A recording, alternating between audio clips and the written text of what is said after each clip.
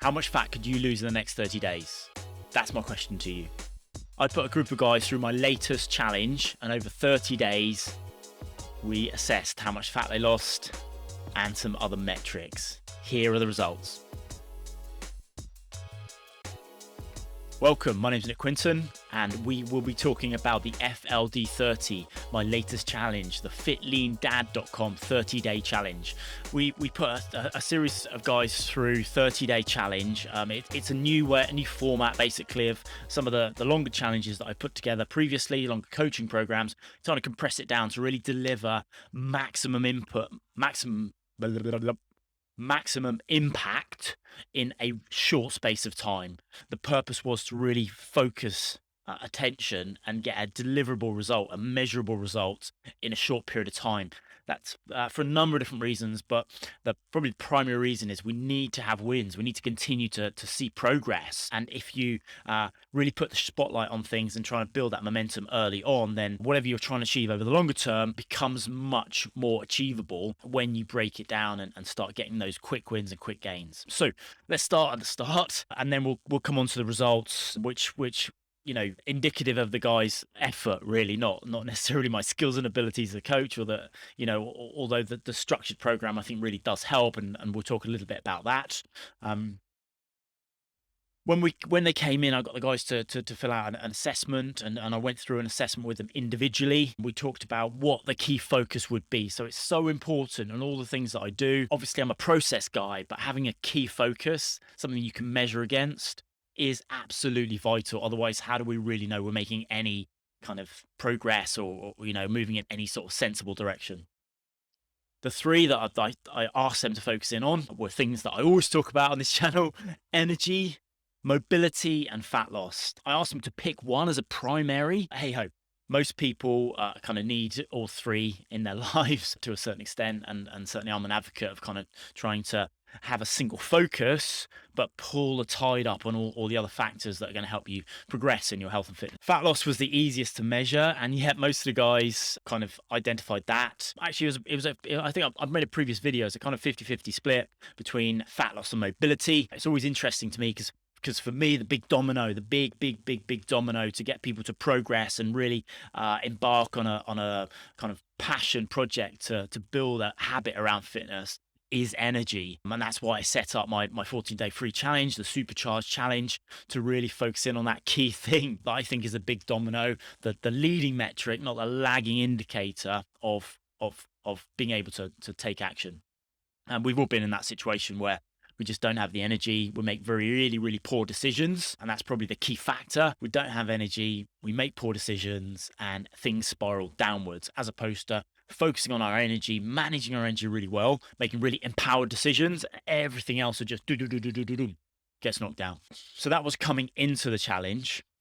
And how did the guys do? Fat loss was the easiest to measure, obviously. And yes, most of the guys, I think we're at 80, 70, late 70% achieved that goal of dropping 3 kilos. I don't know what that is in pounds, but a decent amount of weight in 30 days, something that was significant and meaningful to that individual, which I think is the key factor. It's not just the number, but so we're at 80% achieved the goal of 3 kilogram fat loss in 30 days, which I think sounds quite impressive, and it is impressive, but just think back to getting that win and progressing. Everyone's going to be different in terms of their numbers and measures and metrics, but building momentum is a key factor here for me. 60% of the guys overshot that target by, I think, about 1.5 kilos as well. So it's interesting to me because and I'm all about sustainable long-term approaches. However, we do need to build that momentum, and it's always interesting how much you can actually achieve if you really put focus on something in a short space of time and use that as a behavioral mechanism to really drive energy, momentum, and kind of speed you forward. But yeah, so great result there. For me, energy and mobility, obviously harder to measure, but like I said, a much more of a leading indicator and something you can action against, as opposed to that lagging indicator. I did a lot of work around mobility with these guys because I think that they're all in a similar boat to kind of me and the guys in my coaching fraternity, my coaching groups. It's we're at an age now where things, habits, previous kind of aspects, previous seasons of our life. I like that kind of reference. Have led to kind of imbalances in our body. And I'm 43 now. I carry a lot of kind of historic issues from previous kind of things that I've done, whether it be military service or playing lots of sports or kind of just general aches and pains, being a modern human and having very bad biomechanics a large part of the day. So I think mobility has to be a key component, and that's why I put a lot of energy into building the mobility component of the FLD 30 and really getting guys to move well and thinking about how they move, and then that using that as a catalyst to then progress in their fitness journey. And what I tend to always see as well is, firstly, people aren't focused on mobility, and it's a hard sell sometimes. They want the energy, they want the fat loss, they want to be faster runners, they want to be able to cycle further, lift more, whatever it might be. But fundamentally, what's going to see you good for the long term is having really good mobility and moving really well through the whole range, and that's going to prevent you from having all sorts of problems down the road.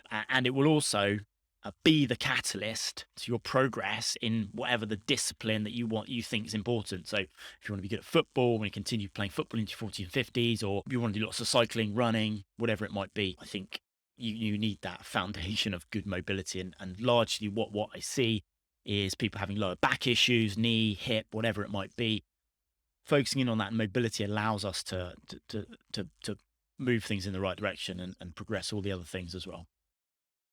Waffling on here. I'm going to cut this bit out. For me, energy and mobility are higher up the pecking order to fat loss. And like I said, they're leading indicators, and there's something you can really action against as opposed to a lagging indicator of the fat loss. However, I do appreciate over the longer term, dropping fat is a key longevity metric that needs to be prioritized. But in order to have a good sustainable strategy, being able to create momentum and really starting to feel good is vital. Absolutely vital. I'm a process guy, and focusing on creating a solid strategy to start to build both energy and mobility, the habit of good nutrition, decision making, and fitness will feel right and something you want to do. So the goal is long-term sustainability. So there are key metrics, and that's why I tried to boil it down to the simplest components. Let's dive into some of the details. One thing we looked at was how much clarity do you have on your fitness journey? And I got the guys to score that. Coming into it, it was really interesting. Coming into it, a lot of the guys didn't have much clarity, and coming out of it, they had much more clarity. So it went from a kind of a 3-4 to a 7-8-9 for pretty much everyone in the group. Clarity was absolutely vital, and gaining clarity through a structured program was really, really important. Energy levels coming out of the challenge was also a metric I asked for, because I'm always interested in the energy aspect. And again, that we saw a really positive return on that, even though it's probably not what most of them prioritized.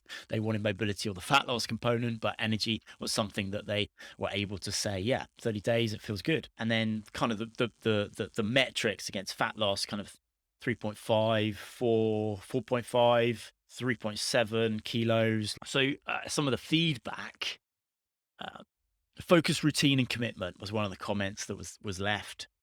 And obviously that's critical. We all know this sort of stuff, and I'm not here to kind of teach you that much. I'm here to, what I like to say is, or like think of the quote is I'm here to remind you, not teach you. Consistency is key. Don't overthink it. Just take one day at a time. And that was something that I tried to impress upon the team coming into it. And obviously life's always going to get in the way, and try and carve out a little bit of time in the morning or wherever that might be for you to focus on fitness, plan your nutrition, be accountable, all the things we know we need to do is really difficult. So it's important we just take one step, one step, one step, one step, and see how quickly we can progress. So the other feedback that I think is quite interesting is recording macros intake has been huge for me, along with having a single focus and building a solid platform. So it comes back down to process and the measure. I don't think that people need to necessarily, measure their macros every single day for the rest of their life. And I would argue that's not sustainable. But in order to gain clarity, to build focus, having a single measure that we can implement over a shorter period of time, couple of days a week, to really kind of lock things in is hugely beneficial. And that's what I encourage the guys to do. I really focused in on some very, very simple metrics that we could utilize to lock down the nutrition and really just bring that awareness up. And it's the same with all the bits and pieces around coaching that I do. The same things always crop up. A consistency, focus, underpinned by good awareness of what's going on. And I think that's the crux of having a system and a strategy and a process that you can follow. Is you can take the thinking, the feeling, the emotional connection you might have had, all the reasons why you shouldn't do something out of it, and just execute. Would you recommend it? Yeah, cool. Happy with that. So all in all, it kind of it went really well. I'm really, really happy with the results, and this will now turn into a main product, a main program that I will utilize for anyone coming in to want to engage with me and build a more sustainable fitness approach. In closing, then, um, if you're not sure where to start, try to break things down as I have done with these guys. You know, think about fitness, nutrition, accountability. Where would you score yourself against those three? Where do you need to focus? For fitness, the way I like to break it down is energy, mobility, and strength. I'm a simple guy, so keeping things to 1 to 3 factors is really important in terms of trying to deliver something or trying to implement something. Um, so energy, mobility, and strength. Again, you can score those three. What does the priority need to be today? What's the next action? And the way to kind of frame it, 'cause I think we always get in our we all get in our own ways. We're kind of, you know, a quaking mess, as Alan Watts references. We're a quaking mess a lot of the time in here. So what can we do to facilitate getting out of our own heads? And what tools can I use to remove my feelings and make progress is kind of the thing that I'm thinking about. And therefore, what measure have I got to be objective or to try to be objective, getting out of here and into action, whatever that might be. Okay, I'm done. So let's get supercharged. Sign up for the free challenge. It's the only way to access the deeper stuff, and it's where I put most of my content. Keep learning, keep taking action. It's been awesome.